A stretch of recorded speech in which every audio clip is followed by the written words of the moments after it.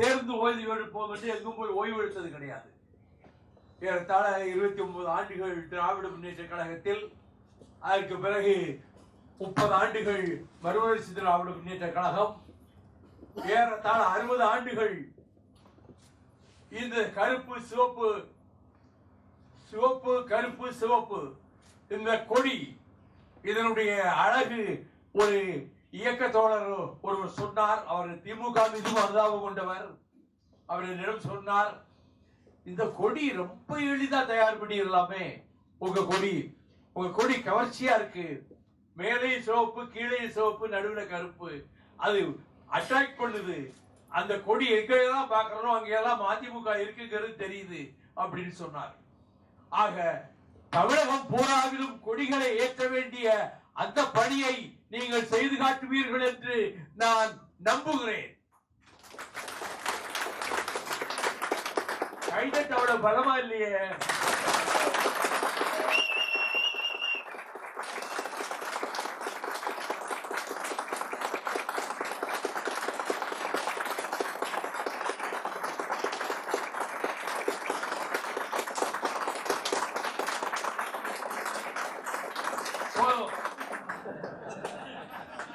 கை வலிக்க போகுது. நான் உடல் நலம் இல்லை என்று ஒரு தடவை தான் டைபாய்டு பாராடைபாய்டுன்னு சொன்னாங்க. அப்போ ஒரு 10 நாள் நான் இருக்க வேண்டி இருந்தது டிஎம்கேல இருக்கும்போது. அதன் பிறகு நான் ஓய்வு எடுப்பதற்கென்று சில நாட்களை ஒதுக்கியதே கிடையாது. ஆனால் கடந்த 3 மாத காலமாக எங்கும் செல்ல இயலாமல் மருத்துவர்களினுடைய கட்டாய கட்டளைகளை நான் மீறக்கூடாது என்ற விதத்தில் நான் வீட்டிலேயே இருக்கிறேன். இப்படிப்பட்ட நிலைமைக்கு எனக்கு இந்த தோள்பட்டை எலும்பு 4ஆக உடைந்து விட்டது. அதை உடனே அங்கே திருநெல்வேலியில இருந்து அப்பல்லோவில் கொண்டாந்து சேர்த்தாங்க. அப்பல்லோவில் அதனுடைய சீஃப், அதனுடைய தலைமை மருத்துவர் இந்த எலும்பு முறிவு பிரிவுக்கு அவர் என்ன சொன்னாருன்னா, எங்களுக்கு இந்த மயக்க மருந்து இன்ஜெக்ஷன் எல்லாம் போட்டு ஆபரேஷன் முடிஞ்ச பிறகு நான் கண் விழிச்சு பார்க்கும்போது இப்போ வலி இருக்காது, கொஞ்சம் சாயங்காலத்துக்கு மேல கொஞ்சம் வலி இருக்கும், இப்ப மருந்து கொடுத்துருக்கிறோம், வலி இருக்காது, ஆனா நீங்க கொஞ்சம் அஜாக்கிரதையா இருக்கக்கூடாது, நீங்க ரொம்ப கவனமா இருக்கணும், ஓய்வு எடுக்க எங்கேயும் போய் பழையபடி ஏதாவது நீங்க ஒரு சின்ன ஒரு தடுமாற்றம் ஏற்பட்டு அந்த பாதிச்சுன்னா அது இன்னும் கஷ்டமா போயிடும் அப்படின்னு சொன்னாரு. ஆகவே இந்த காரணத்தினால் தான் நான் தேதி கொடுத்துட்டு நான் போகாம இருந்ததே கிடையாது. எவ்வளவு தூரமாக இருந்தாலும், முதல் நாள் இரவெல்லாம் வேறிடத்திலே பயணம் செய்திருந்தாலும், அதிகாலை 5 மணியிலிருந்து மீண்டும் புறப்பட்டு அந்த திருமணத்திற்கோ அல்லது வீடு திறப்பு விழாவுக்கோ அல்லது ஒரு கழக தோழர்களுடைய படத்திறப்பு விழாவுக்கோ நான் போய் சேர்ந்து முடியும். பல மாவட்ட செயலாளர்கள் விடியற்கால 2:30 மணி 3 மணி 4 மணி வரைக்கும் காத்துக்கிட்டே இருப்பாங்க. அப்ப எல்லாம் அப்படி உழைக்கக்கூடிய எனக்கு ஒரு மனதுக்கு திருப்தி. அவங்க நம்ம தோழர்கள், அவங்க உழைக்கிற உழைப்பை நாம் உழைக்கணும், நம்மை பார்த்து அவர்கள் உழைக்கணும். அப்படித்தான் நான் இதுவரை நடத்தி கொண்டு வந்திருக்கின்றேன். ஆனால் அப்படி ஓய்வெடுக்காமல் உழைக்கின்ற போது நம்முடைய தோழர்கள் எவ்வளவு கஷ்டப்படுகிறார்கள் என்பதையும் நான் எண்ணி பார்க்கிறேன். தேர்தலுக்கு நிதி கொடுத்தீங்க, உடனே இன்னும் நிதி கொடுங்கள் கேட்டாலே அவர்களுக்கு கொடுக்க முடியலன்னா கஷ்டப்படுவாங்க. தலைமையிலிருந்து கேட்டிருக்காங்க, நம்ம இது கூட செய்ய முடியலையே என்று நம் தோழர்கள், நிர்வாகிகள், ஒன்றிய செயலாளர்கள், பகுதி செயலாளர்கள், பொதுக்குழு செயற்குழு உறுப்பினர்கள், மாவட்ட செயலாளர்கள் குறிப்பாக வருத்தப்படுவாங்க. அவர்களுக்கு அப்படி கஷ்டம் கொடுக்க கூடாது என்று நினைக்கிற பொழுது எல்லா பந்தலும் கொட்டகையும் போட்டு அது நடத்துகிற போது குறைந்தபட்சம் 1 கோடி ரூபாய், குறைந்தபட்சம் இப்போ 1.5 கோடி ஆகும். ஆகவே அப்படி இருந்து கூட ஒவ்வொரு முறையும் உணவும் நாம் பகலிலே கொடுத்தோம். இரவு திரும்பி போகிற போதும் அவர்கள் பயன்படுத்த வேண்டும் என்று உணவு பொட்டலங்களை தயார் செய்து அவர்கள் கையிலே கொடுத்தோம். வேறு எதையும் கொடுத்து அவர்களை அழைத்துக் கொண்டு வரவில்லை. அவர்கள் செலவழித்து வந்திருக்கிறார்கள். திரும்ப அந்த இரவு நேரத்திலே உணவு கிடைக்காது. ஆகவே அதற்காக உணவை தயார் பண்ணி கொடுத்தோம்.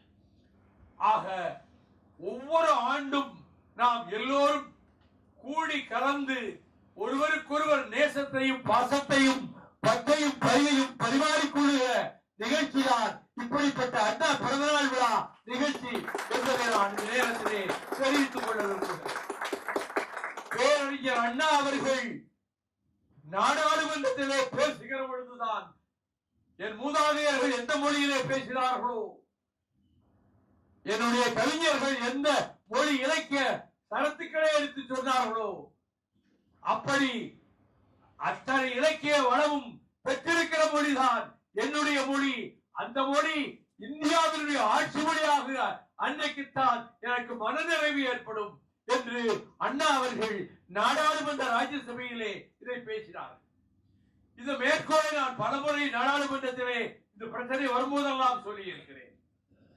ஆகவே ஆனால் இப்பொழுது இந்தி படித்தால் என்ன என்று கேட்கிற நிலைமைக்கு சிலர் வந்து விட்டார்கள்.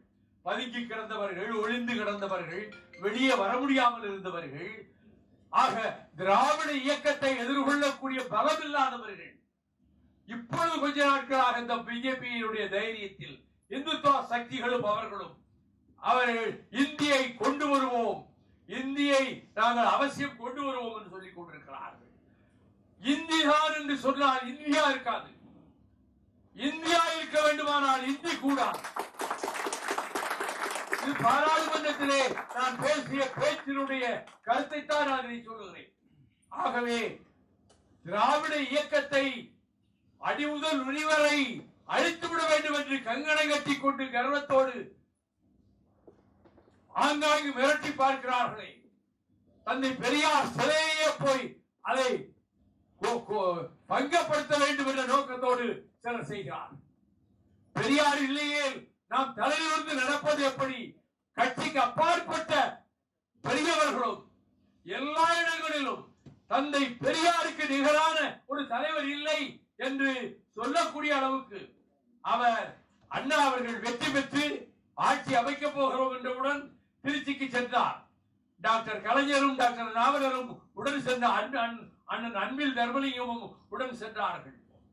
அவர் நான் வெட்கப்பட்டு போய் உட்கார்ந்திருக்கிறேன் என்று சொல்லிவிட்டு, உங்களுக்கு பரந்த மனது, உங்களுடைய பெரிய மனது என்று தேடி வந்து விட்டீர்கள் என்று அவர் அவ்வளவு நெகிழ்ந்து போனார். மூச்சு அடங்குகின்ற வரையிலே அவர் திராவிட முன்னேற்ற கழகத்தை பாதுகாக்க எண்ணி, அது எவ்வளவோ பிரச்சனைகள் ஏற்பட்டது திகாவுக்கும் திமுகவுக்கும். அப்பொழுது பல இடங்களிலே மோதல்கள் நடந்தன. எல்லாவற்றையும் மறந்துவிட்டு அவர்கள் நம்மை தேடி வந்து பார்த்த அந்த நிமிடத்திலிருந்து திமுகவினுடைய காவல் அரணாக தந்தை பெரியார் இருந்தார்.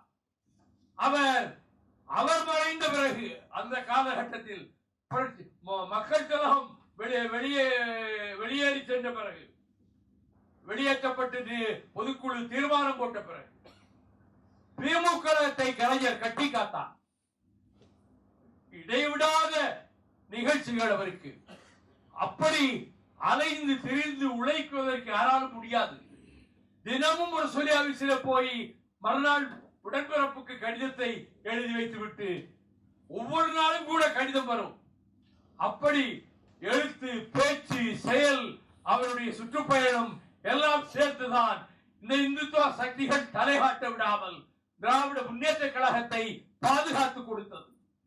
அந்த படையிலே நான் ஒரு சிப்பாயாக இருந்தேன். திராவிட முன்னேற்ற கழகத்தினுடைய சேனையில் நானும் ஒரு அங்கமாக இருந்தேன். இரவு பகலாக நானும் அலைந்து கொண்டிருந்தேன். அவர் எவ்வளவோ பாசத்தை கொட்டியதெல்லாம் உண்டு.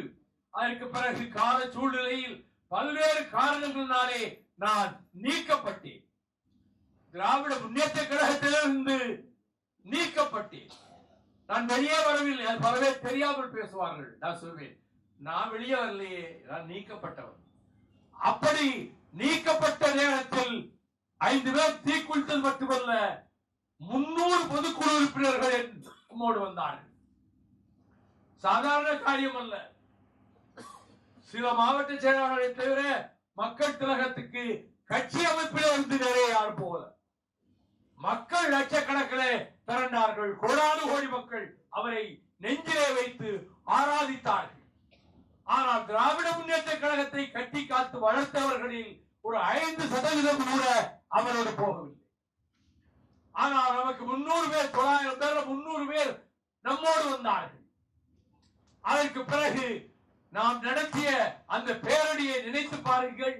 முதல் நாள் மாலை 4-3 மணிக்கு ஆரம்பித்து மறுநாள் காலை 7 மணிக்குத்தான் அந்த பேரணி முடிந்தது. அப்படி ஒரு பேரணி சென்னை மாநகரிலே நடந்ததே கிடையாது. யாரும் நடத்தியது கிடையாது. சில பேரிடத்திலே என்னை அறிமுகப்படுத்தி வைக்கிற பொழுது அவர்கள் என்னிடம் ஞாபகப்படுத்துவார்கள், பல ஆண்டுகளுக்கு முன்னால் நீங்க ஒரு ரேலி நடத்துறீங்க, ஒரு பேரணி நடத்துறீங்க, அதிலே வந்த கூட்டம் லட்சக்கணக்கானவர்கள் வந்து கடற்கரையே நிரம்பி விட்டது என்கிற அளவுக்கு வந்தார். அதன் பிறகு தோல்விகள் ஏற்பட்ட போது அது இயற்கைதான், சலிப்பு ஏற்படும். இனி நமக்கு இந்த இயக்கம் பெரியாவிலே ஊக்குவிக்க வழியில்லை என்று கொஞ்சம் விலகி சென்றார். ஆதரவாளர்கள் கட்சியினுடைய பொதுக்குழு அந்தஸ்தை பெற்ற அப்படிப்பட்டவர்கள் போகவில்லை. ஆதரவு வெளியிலிருந்து ஆதரவு கொடுத்தார்களவா, அவர்களுக்கு இந்த கட்சி ஜெயிக்காது, இது தோற்று போகும் என்று அந்த தேர்தலிலே நமக்கு கிடைக்க வேண்டிய வெற்றி கிடைக்கவில்லை. நான் வந்த பணத்தை ஒரு தொகுதிக்கு 1 லட்சம் என்று பிரித்து கொடுத்து எல்லோருக்கும், நான் போட்டியிட்ட தொகுதிகளும் அந்த அளவுக்கு தான் செலவு, அந்த அளவுக்கு தான் வேன் பிடித்தோம். மற்றபடி வாகனங்கள் வந்ததை பக்கத்து தொகுதி ஒட்டப்பிடாரம் அது ஒடுக்கப்பட்ட சமுதாயத்துக்கென்று வரையறுக்கப்பட்ட தொகுதி என்று எனக்கு ஆதரவாக பிரச்சாரத்துக்கு வந்த 14-15 வேன்களில் 8 வேன்களை அந்த தொகுதிக்கு அனுப்பிவிட்டேன் முழுமையா வேலை செய்வதற்கு. அந்த தம்பி பக்கத்தில் தொகுதியில இருந்துட்டு பொதுச்செயலாளர் தொகுதியில இத்தனை வண்டி போகுது, நம்ம தொகுதியில நம்ம போட்டி போடுற இடத்துல இல்லையேன்னு அவர் நினைச்சிட கூடாது. அப்படித்தான் அந்த தேர்தலில் எல்லோரையும் அரவணைத்துக் கொண்டு ரிசல்ட் வருது. நான் போய் ஜெர்மன் ஹால புக் பண்ணிருக்க போனேன். ஜெர்மன் ஹால செயற்குழுவை போட்டோம். அப்பொழுது கடுமையான வாக்குவாதங்கள் அங்கே நேர்ந்தன. எத்தனை நடைபயணங்கள், எத்தனை போராட்டங்கள், நாள் தவறாமல் போராட்டம். இதை வேகமாக முன்னெடுத்து செல்ல வேண்டும் என்கிற நேரத்தில்தான் இந்த விபத்து ஏற்பட்டு அந்த வலியும் நான் பொறுத்துக் கொண்டு நான் இந்த நிகழ்ச்சிக்கு, இது மாதிரி நிகழ்ச்சிக்கு தான் வர முடிந்தது. மற்ற திருமண நிகழ்ச்சிகள், சில நிகழ்ச்சிகளுக்கு நான் வர முடியவில்லை என்பதை அவர்கள் தவறாக எடுத்துக் கொள்ளவில்லை.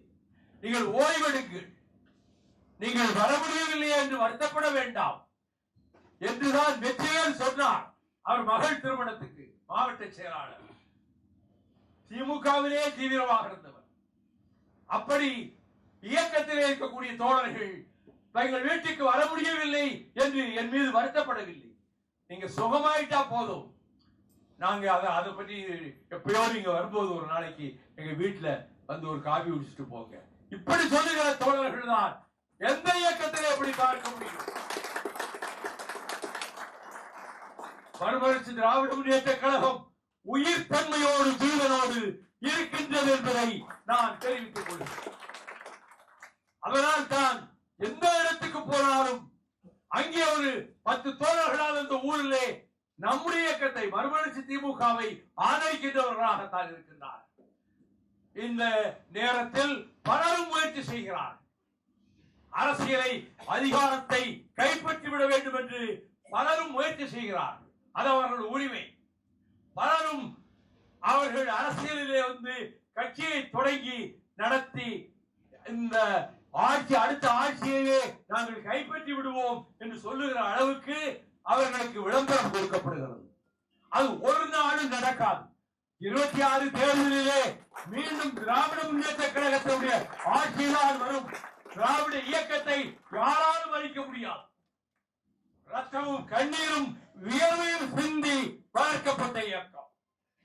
எவ்வளவு தியாகங்கள், எத்தனை உயிர் கொலைகள். அப்படி திராவிட முன்னேற்ற கழகத்திற்காக பாடுபட்டவர்களிலே பலரும் இங்கே இருக்கிறார்கள். இப்பொழுது வெளியேற்றப்பட்ட போது என்னோடு வந்தவர்கள் திமுகவிலிருந்து நீக்கப்பட்டிருந்த போது நீக்கி விடுவார்களோ என்று சொல்லித்தான் இந்த 5 பேரும் தீக்குளித்து மடிந்தார்கள். அந்த உணர்வு இருக்கிறது.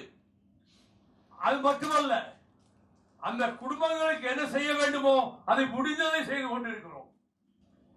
இப்பொழுது 3 இளைஞர்கள், அருமையான இளைஞர்கள் மாநாட்டிலே இப்பொழுது நடைபெற்ற நிகழ்ச்சியிலே பொதுக்குழுவிலே நான் பேச தொடங்கிய போது கைதட்டலோடு விசிலும் சேர்ந்து பறந்து வந்தது. ஒரு பக்கத்திலே இருந்து பலமாக முழக்கம் எழுப்பிக் கொண்டு சில இளைஞர்கள் நின்றார்கள். நான் ஒலிபெருக்கியை விட்டு யார் இப்படி முழக்கமிடுவது என்று பார்த்தால் இந்த இறந்து போன 3 தம்பிகளும் அதிலே இருக்கிறார்கள். அப்படி இயக்கத்துக்காகவே நான் மதுரைக்கு சென்று விட்டால் பூமிநாதனுக்கும் பக்கபலமாக இருப்பார்கள், எனக்கும் பக்கபலமாக இருப்பார்கள். வீட்டை மறந்து குடும்பத்தை மறந்து இந்த இயக்க நிகழ்ச்சிகள் எல்லாவற்றிலும் கலந்து கொண்ட அந்த 3 உரிய நிவாரணமாக அந்த குடும்பத்துக்கு கோடி கோடியாக கொடுத்தாலும் அந்த சகோதரர்கள் வரப்போவதில்லை. ஆனால் அந்த குடும்பங்கள் கஷ்டப்படுகின்றன, படிப்பதற்கு கஷ்டப்படுகின்றன. அதை முதன்மை செயலாளர் கலந்து கொண்ட கூட்டத்திலே பூமிநாதன் ஏற்பாடு செய்து அவர்களுக்கு ஒரு பெரிய அளவு 3 குடும்பத்துக்கும் நிதி கொடுக்க வேண்டும் என்று அறிவித்தார். அவரவர்கள் ஆங்காங்கே இருந்து நினைத்து பார்க்க முடியவில்லை. 50,000, 70,000, 80,000 என்று அனுப்பி வைத்து வருகிற 8ஆம் தேதி என்று மதுரையிலே அந்த 3 குடும்பங்களுக்கும்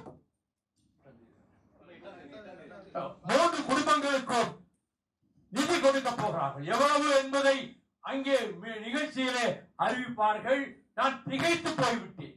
இயக்கம் மிக பலம் பெற்று விட்டது, மிக உறுதி பெற்று விட்டது.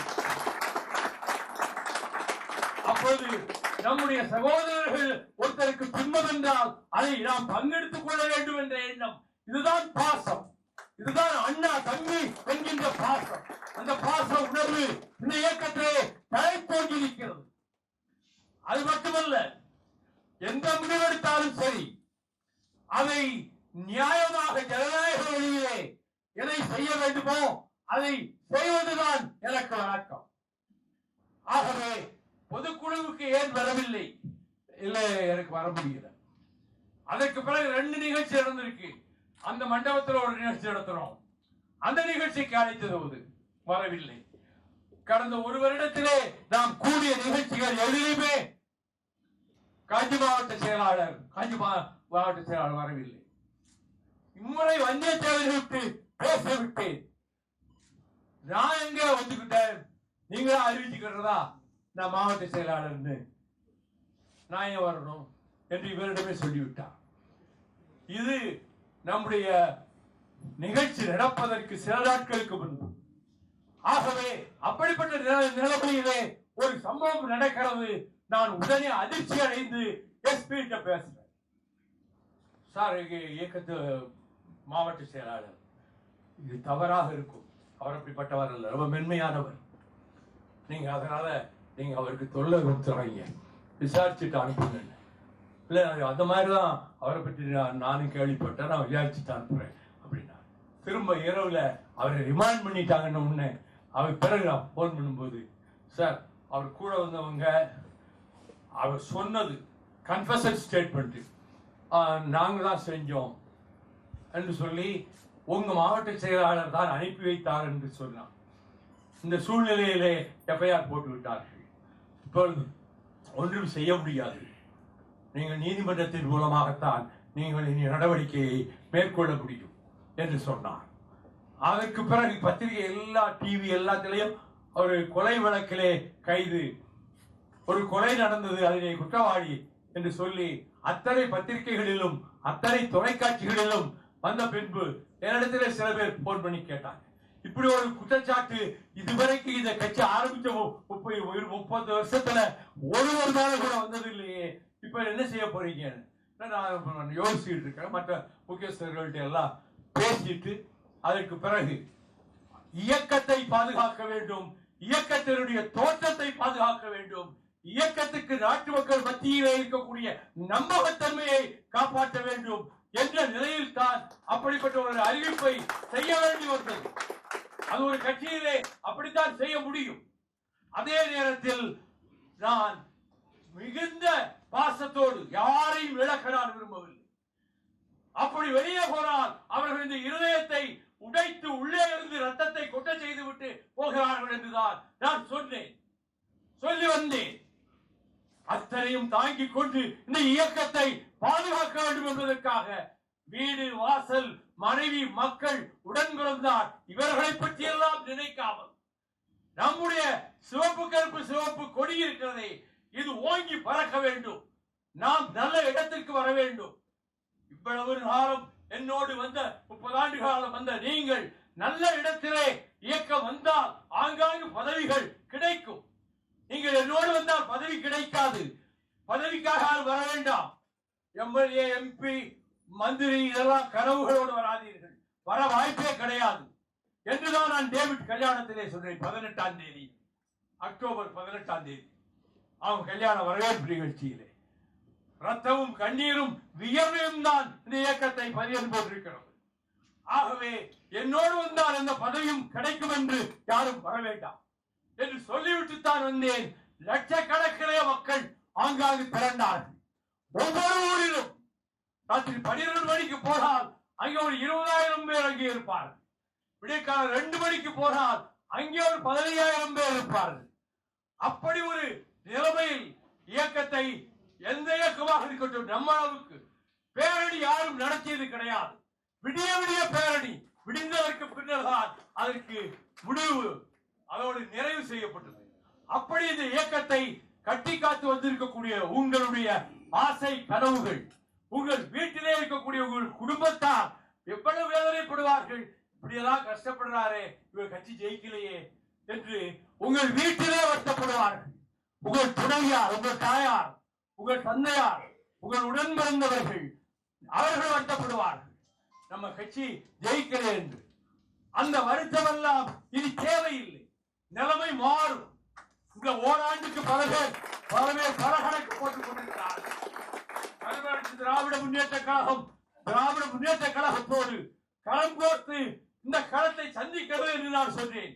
அப்படி சொல்லும் போது எத்தனையோ கசப்புகள் வந்திருக்கின்றன. யார் என்னுடைய உருவ பொம்மை எரிக்கப்படாத ஊரே கிடையாது.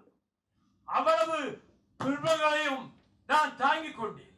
அதெல்லாம் துன்பம் நினைக்கல. அதெல்லாம் சரி, அவங்களுக்கு இருக்கிற ஆத்திரத்தில் செய்யறாங்க, அப்படித்தான் நான் நினைத்தேன். நம்முடைய தோழர்களை கட்டுப்படுத்தினேன். எங்கேயும் பதிலுக்கு பதில் என்று எதுவும் செய்து விடாதீர்கள். அந்த அளவுக்கு இருந்த பின்னர் கடைசி நாட்களிலே அவரை சந்திப்பதற்கும் தலைவரை அவர் அந்த காலத்தில் வீட்டில் சொல்வார், அவர் பெயரை சொன்னால் அடித்து விடுவேன். சின்ன பிள்ளைகள் தெரியாம அவருடைய ஒரிஜினல் நேம், அந்த முழு பெயரையும் சொன்னாங்கன்னா அப்படி பலதர அடிச்சிருக்கேன். என்ன அவர் என்ன நினைப்புல இப்படி பேசுற, அவர் பேரை சொல்ற அப்படின்னு.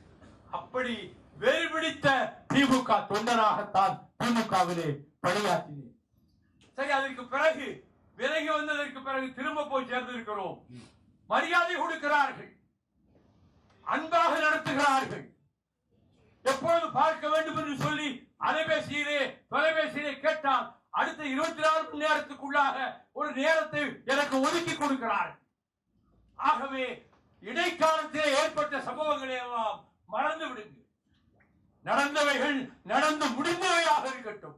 பட்டுக்கோட்டை அஞ்சானஞ்சன அழகிரி சாமி சொன்னதை போல இனி நடக்க வேண்டியவைகள் நல்லவைகளாக இருக்கட்டும். அதேதான் உங்களிடமும் சொல்கிறேன். இந்த இயக்கம் இன்னும் தழைத்து வளரும், இன்னும் ஓங்கி உயர்ந்து வளரும். இந்த இயக்கத்துக்கு தன்னலம் இல்லாத தோழர்கள் இந்த இயக்கத்துக்காக எவ்வளவு தியாகம் செய்திருக்கிறார்கள். ஆனால் இயக்கத்தில் கட்டுப்பாடு வேண்டும். கடமை கண்ணியம் கட்டுப்பாடு என்று அண்ணா அவர்கள் சொன்னார்கள். அந்த கட்டுப்பாடு இருக்க வேண்டும். அப்பொழுது ஒரு பொது வெளியிலே நம்மில் பழி வருமானால் அது திமுக ஒருவருக்கு பழி வந்தது என்றால் திமுக தலைவர் முதல் தொண்டர் வரை அதை வருத்தப்படும். நம்மை பொறுத்தமட்டில் ஏதாவது நம்மை பற்றி ஒரு 2 வரி தவறாக வந்தாலும் நம்முடைய தோழர்கள் வீடுகளிலே இருந்து வருத்தப்படுகிறார்கள். நம்முடைய தோழர்கள் அதிர்ச்சிக்கு ஆளாகிறார்கள். நான் அவர்களுக்கெல்லாம் சொல்வேன், காலம் மாறும், நிச்சயமாக மாறும். அடுத்த 1.5 ஆண்டு காலத்திற்குள் அரசியலிலே சித்த விளையாட்டுகள் நடக்கும். கூடுவிட்டு கூடுவாய்கிற காட்சிகளை பார்க்கலாம். அதே போல புதிய அணிகளை உருவாக்குவதற்கு சிலர் முயற்சிக்கலாம். எந்த அணி என்றாலும் சரி, இது அண்ணாவின் இயக்கம், பெரியார் வழிவந்து நடக்கிற இயக்கம், கலைஞரால் பாதுகாக்கப்பட்ட இயக்கம். ஆகவேதான் தியாக வேளையிலே தழைத்து எழுந்தது இந்த மறுமலர்ச்சி திராவிட முன்னேற்ற கழகம். நான் அதிமுக என்று சொன்னாலே அந்த அதிகாரி எனக்கு அவ்வளவு மதிப்பு கொடுக்கிறார் என்பார்கள்.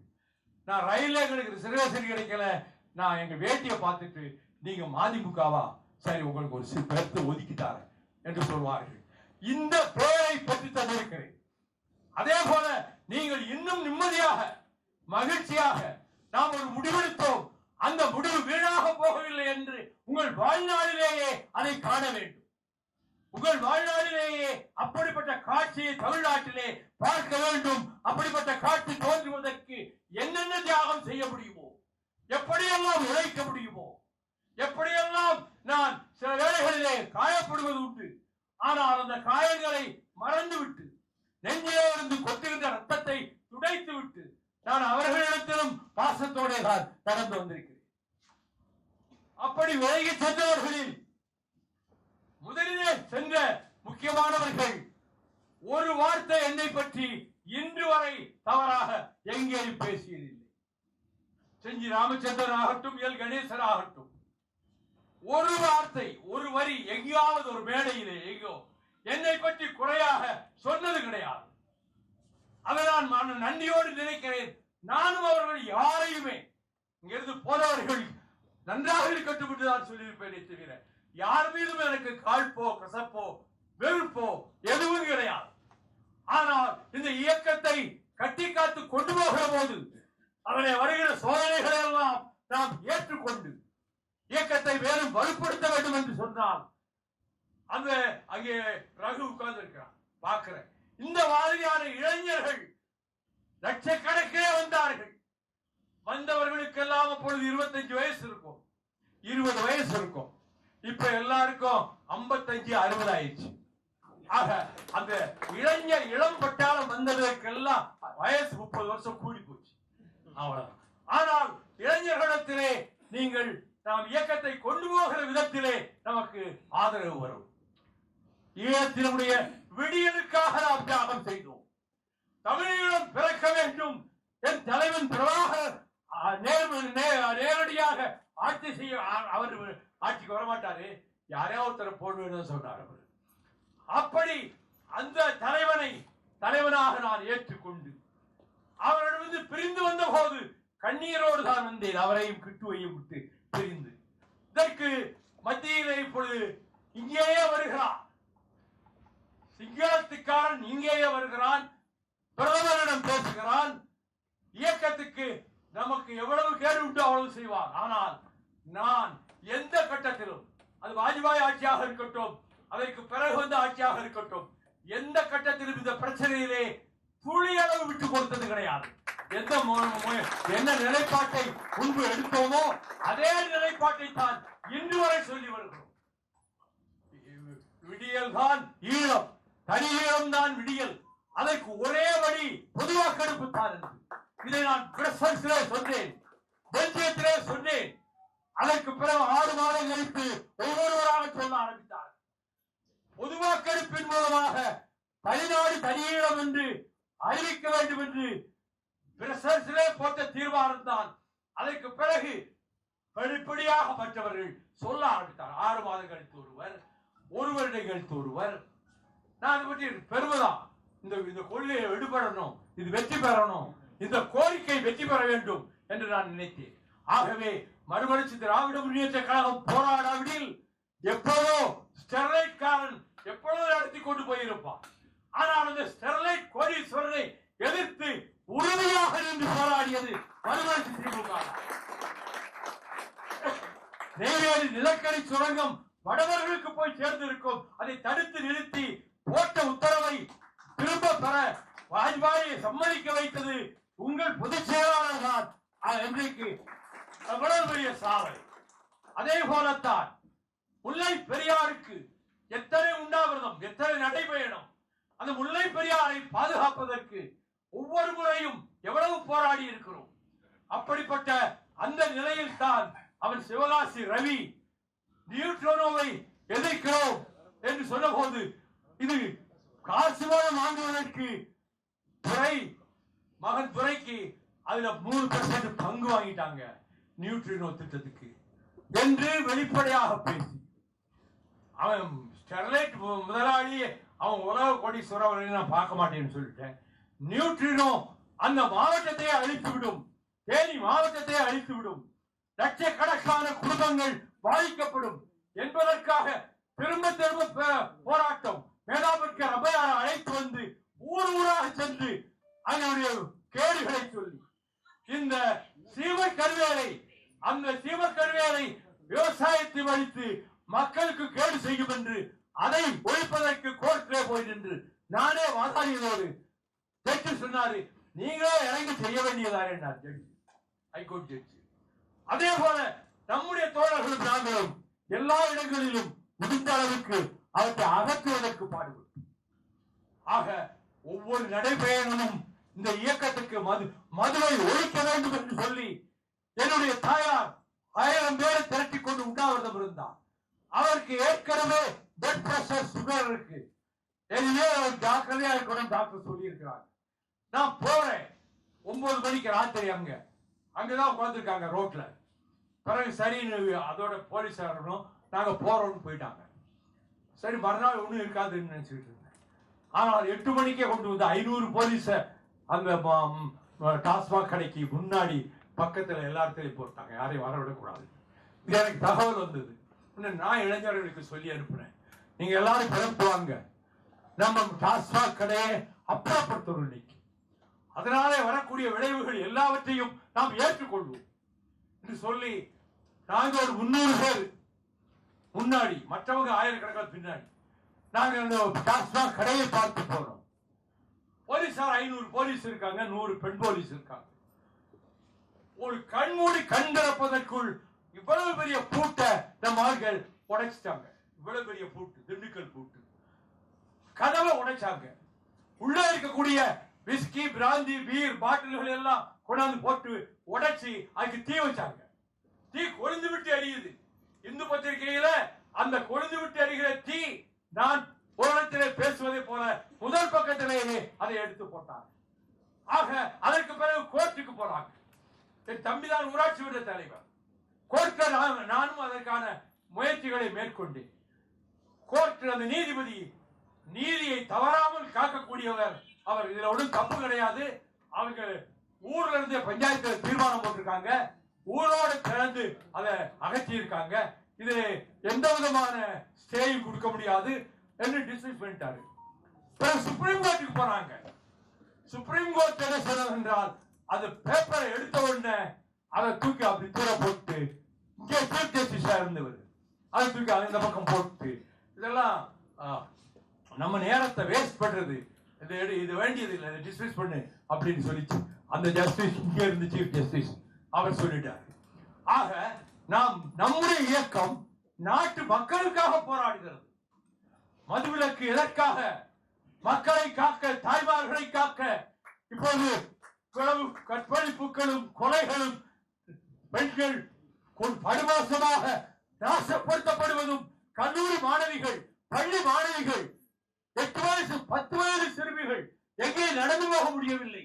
அவர்களை நாசப்படுத்துகிற ஒரு கூட்டம் கோடிக்கணக்கில் பணம் வச்சுக்கிட்டு, லட்சக்கணக்கில் பணம் வச்சுக்கிட்டு அதை மக்கள் இன்னைக்கு வேதனைப்படுகிறார். நான் நடைபயணம் போகும்போது தாய்மார்கள் எல்லாம் காட்டுல இருந்து ஓடி வருவாங்க. ஐயா, இந்த சாராய கடையை மூடுங்கய்யா, இந்த டாஸ்மாக் ஏதோ சொல்றாங்களே அதை மூடுங்கய்யா, எங்க பிள்ளைய வீட்டுல விட்டுட்டு நான் பத்திரமா போயிட்டு வர முடியல, அது பருவமடைஞ்ச பொண்ணு பயமா இருக்காருங்க. இப்படி எத்தனை ஆயிரம் பெண்கள் சொல்லியிருப்பார்கள் தெரியுமா? அது ஆக மக்களுக்காக உழைக்கிற இயக்கம் மறுமலர்ச்சி திராவிட முன்னேற்ற கழகம் என்பதனால் தான் மறுமலர்ச்சி ரத்ததானத்தை கொண்டு வந்து சேர்த்து நம்முடைய கணேசமூர்த்தி அவர்கள் முயற்சியாலே அந்த ரத்ததான கழகத்தை வெற்றிகரமாக நடத்தினோம். அதே போல தமிழ்நாட்டுக்கு என்ன தேவையோ இங்கே மேற்கே மேகதாட்டுகளே அணை கட்ட போகிறேன் என்று சொல்றார். அது கூடாது என்று 2012 நான் கிருஷ்ணகிரியிலே ஆர்ப்பாட்டம் 1000 பேரோடு ஆர்ப்பாட்டம் செய்து இந்த மேகதாட்டு அணை எங்களை அழித்து விடும், எங்களுடைய அணைகளுக்கு தண்ணீர் வராது, நாங்கள் பசியும் பட்டினியுமாக இருக்க வேண்டியிருக்கும் என்று சொன்னேன்.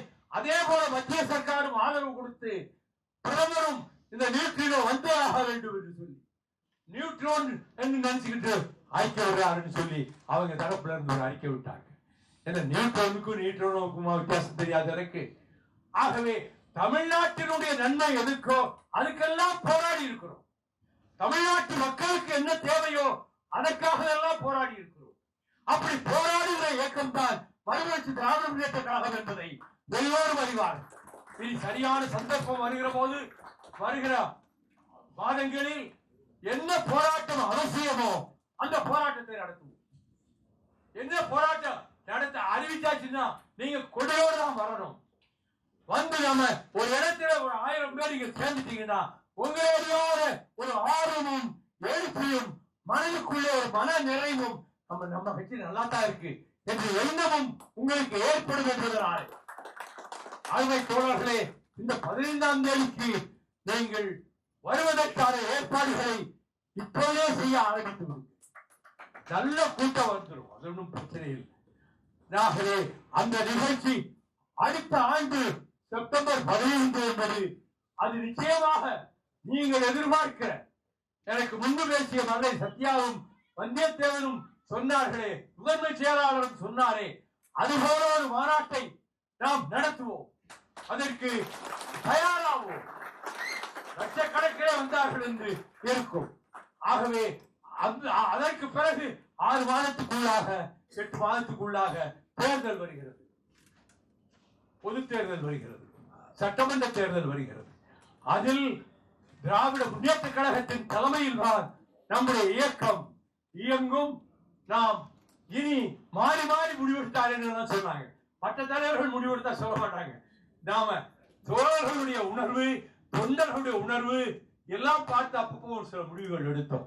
இப்ப நான் திட்டவட்டமா சொல்லிட்டேன், நாங்கள் இனி எந்த காலத்திலும் திராவிட இயக்கத்தை பாதுகாக்க வேண்டும், அதுக்காகத்தான் இத்தனை வருஷம் உழைச்சோம், அந்த கடமையை செய்வோம். அந்த திராவிட முன்னேற்ற கழகம் என்பது மறுமலர்ச்சி திமுக என்கிற பெயரை எவ்வளவு அருமையா வச்சிருக்கிறீங்க கேட்டான். இந்த பேர் யாரையா சொன்னது, அருமையான பேரா வச்சுட்டீங்களே. என்ன ரெனைசான்ஸ்ங்கிறத நான் காலேஜில் படிச்சிருக்கேன்ல, மறுமலர்ச்சின்னு, அதனால அந்த பேரு அண்ணா அவர்கள் மறுமலர்ச்சி மன்றம்னு காஞ்சிபுரத்தில் வச்சிருந்தாங்க. அதனாலதான் இந்த மறுமலர்ச்சி திராவிட முன்னேற்ற கழகம் என்று நான் பேர் சூட்டினேன் என்று. நல்ல பெயர், பயனுள்ள பெயர், அர்த்தத்தோடு இருக்கு என்று பாராட்டினார். ஆகவே தோழர்களே, நீண்ட நான் ஒரு 5 நிமிஷம் பேசினா போதும், 10 நிமிஷம் பேசினா போதும் சொன்னாங்க. ஏன்னா உடல் நலம் இல்லையே, இன்னும் முழுமையாக நலமடையவில்லை. 2ஆம் தேதி அப்பல்லோவுக்கு போறா, அதுக்கு பிறகு கட்டப்பிடிச்சு பார்த்துட்டு என்ன சொல்ல போறாங்கன்னு எனக்கு தெரியாது. ஆனால் நீங்கள் அவ்வளவு தொலைவில் இருந்து குறுகிய கால இடைவெளியிலே அழைப்பை ஏற்று உடனே இங்கே வந்தீர்களே, உங்களுக்கு கோடி கோடி நன்றி என்று நான் கூறி 15ஆம் தேதி உங்கள் திருமுகங்களை பார்ப்பேன். உங்களை போல லட்சக்கணக்கானவர்களை அங்கே அழைத்துக் கொண்டு வர உங்களையெல்லாம் நான் அன்போடு, பாசத்தோடு, உரிமையோடு கேட்டுக் கொள்கிறேன். வாழ்க தந்தை பெரியார் புகழ், வாழ்க அறிஞர் அண்ணா புகழ், வாழ்க டாக்டர் கலைஞர் புகழ், வெல்க திராவிட இயக்கம். நன்றி, வணக்கம்.